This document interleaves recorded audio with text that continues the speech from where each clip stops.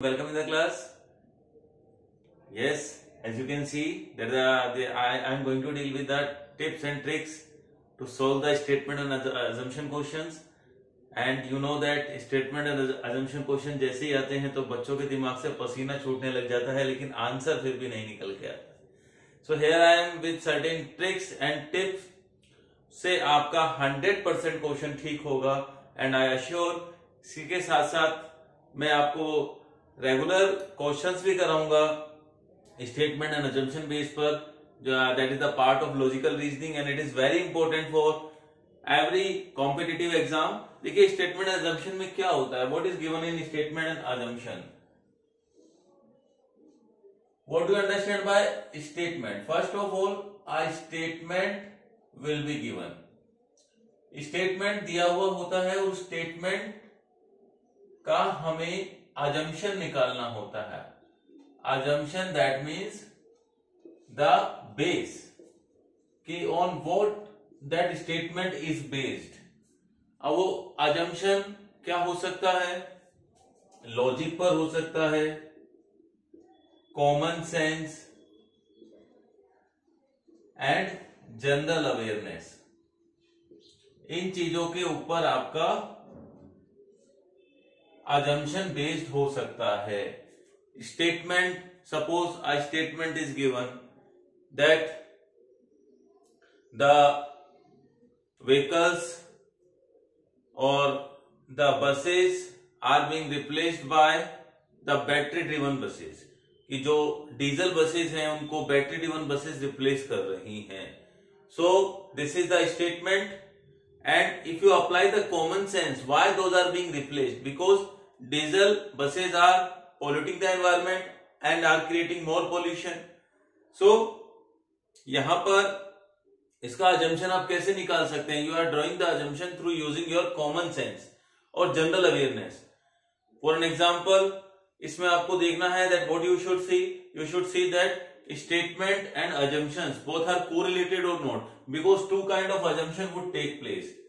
First one would be explicit and another one is implicit. Implicit, that means it will prevail, that means apply, और ये apply नहीं होगा. अगर वो question में पूछेगा which of the following statement is implicit, implicit means that statement which is being applied, statement जो apply हो रहा है. सो पहली बात, हमें कोई भी स्टेटमेंट गिवन होगा and on that we have to apply the assumption. And assumption कैसे थ्रू होगे? लॉजिक के थ्रू, कॉमन सेंस के थ्रू और जनरल अवेयरनेस के थ्रू. एंड assumptions में भी सिंगल और मोर देन वन, एक भी हो सकता है, एक से ज्यादा भी हो सकता है. And how to solve this question? So there are certain tricks. क्योंकि देखिए यहां पर जब तक आप ये ट्रिक्स अप्लाई नहीं करेंगे, you would not be able to solve the question. आपको लगेगा कि आंसर, अरे ये बात क्यों नहीं है, ये बात भी सही है, ये बात भी गलत क्यों हो गई है. बट मैं आपको बता रहा हूं that you will be 100% assure about your answer after applying these tricks and tips which are being given by me in this class, जो कि जस्ट मैं अभी आपको बताने वाला हूं. First, like if statement contains future oblique past, then it will not be implicit. कि ये तो ट्रू होगा ही नहीं होगा, प्रिवेल करेगा ही नहीं किसी भी केस में. क्लियर? क्योंकि स्टेटमेंट क्या है? Is a general, we have to stick to the statement only. Second बात क्या आ रही है? Stick to the statement only. Stick to the statement only. Statement किससे कैसे स्टिक रहना है? अभी जस्ट इसके बारे में मैं आपको एक एग्जाम्पल के थ्रू इसे करा देता हूं. अगर आप स्टेटमेंट से हल्का सा भी डाइवर्ट होंगे, then the answer would be get hampered. Answer जो आपका आएगा वो गलत आएगा answer, and you will be facing several marks loss in your exam. For an example, that solar energy is environment friendly. Solar energy is environment friendly. It is given as statement. And assumptions, what are the assumptions given to it? First, solar energy will replace other energies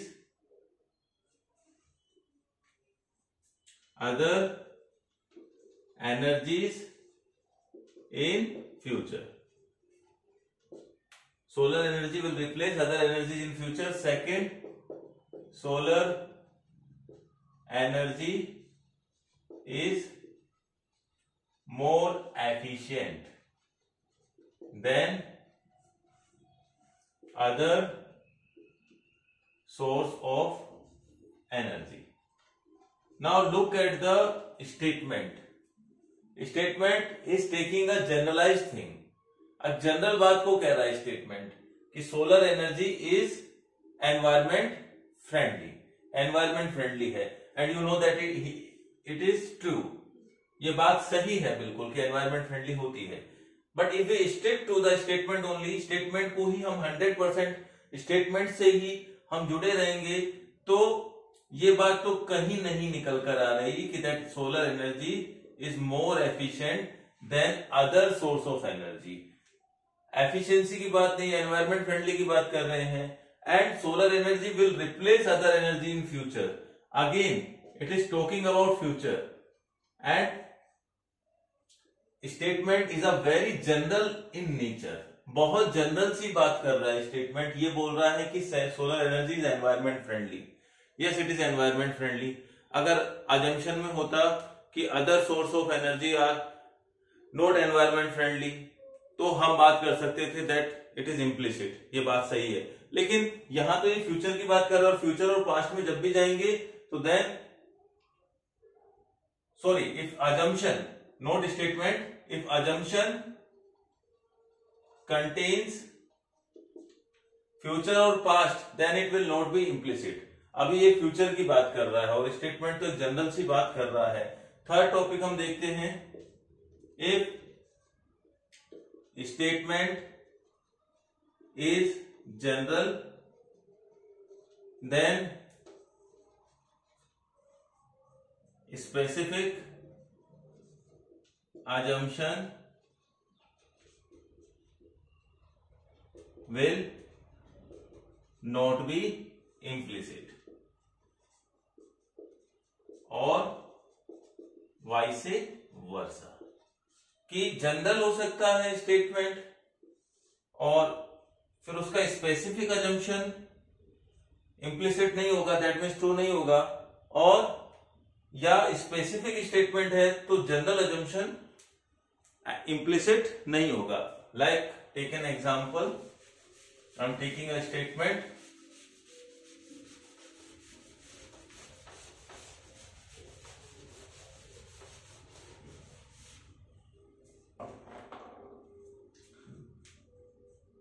A person with mental ailment should be treated with good care. So the statement is specific in nature. A person with mental ailment, जिसको कि mental problem है. अब इसके assumptions क्या हैं? Assumptions, पहला assumption दे रहा है women with mental element are not being treated with special care. देखिए, the statement was specific to the person with mental ailment, clear, but the assumption is becoming more specific. अगर हम बात करें तो स्पेसिफिक है ये, but somewhere it is general in terms of person with mental ailment, nowhere it is talking about with women or men, clear? So the assumption is not implicit. Why it is not implicit? Because यहां पर बात हो रही है person with mental element, और ये बात कर रहा है women with mental element are not being treated with special care. Second assumption हो रहा है इसका, सेकंड अजम्पशन मान के चल रही है, ये बात कह रहा है कि that the people with mental ailment are not capable of understanding about their good और bad, कि क्या उनके लिए अच्छा या बुरा है वो समझने में वो केपेबल नहीं है। Now it would be implicit, ये इम्प्लिसिट हो जाएगा क्योंकि ये जनरल बात कर रहे हैं, again they are talking about the general thing. So अगर स्टेटमेंट जनरल है तो अजम्पशन भी जनरल होगा। If the statement is specific then the assumption should also be specific, there can not be used interchangeably. For an example, if the statement is general then the assumption can not be specific, or if the statement is specific then the assumption cannot be general, general नहीं हो सकता है। अभी एक और बात करते हैं हम लोग, we are talking about one more trick. ये ट्रिक्स आपको बहुत सिंपली वे में अप्लाई करनी है। पहली मैंने आपको बताया stick to the statement only, statement के बाहर कुछ नहीं सोचना है। Second, just do not consider any future और पास्ट इन स्टेटमेंट, तो सॉरी इन अजम्पशन, अजम्पशन में कोई फ्यूचर और पास्ट की बात कर रहा है तो नहीं होगा। Third, if the statement is general then the assumption can not be specific और पर्टिकुलर, लाइक, और अभी एक एग्जांपल देते हैं, एक एग्जांपल और देता हूं कि the handicapped should get separate seat in the bus. So उसका अजम्पशन है that womens are not getting separate seat in the bus who are handicapped, ये जो हैंडीकैप्ड वुमेन है वो उनको सेपरेट सीट नहीं मिल रही है, एक अजम्पशन ये मान रहे हैं उसका। And there are no separate seat in the bus. अब देखो जनरल बात कर रहे हैं कि सेपरेट सीट होनी चाहिए, सेकंड अजम्पशन बोल रहा है कि सेपरेट सीट नहीं है बस में, तभी तो स्टेटमेंट बात कर रहा है। लेकिन फर्स्ट हो रहा है, जो फर्स्ट अजम्पशन जो हमने लिया था कि that the women should be given the particular seats और the special seats, that was becoming specific, वो क्या हो रहा था, स्पेसिफिक हो रहा था। तो हमने 3 ट्रिक सीखी हैं। Then next trick is when assumption contains several words like each, every, all, everyone, etc., then assumption will not be implicit, तब अजम्पशन इम्प्लिसिट नहीं होगा, हर केस में नहीं होगा। तो हमने कुछ आज ट्रिक्स सीखी। अब मैं आपको नेक्स्ट क्लास में आपको मैं बहुत अच्छे से कुछ क्वेश्चंस कराऊंगा, क्लियर? सो अगर आपको क्लास अच्छी लगी हो then paste a comment so that it will encourage me to make more video on logical